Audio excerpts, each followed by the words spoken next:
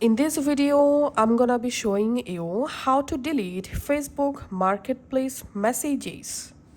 First of all, we have to update the Messenger app. So go to your App Store or Play Store and search for Messenger. And if you see any new update available, must update the Messenger app to delete multiple messages at once. Now go to your Messenger app and tap this menu, and here select Marketplace.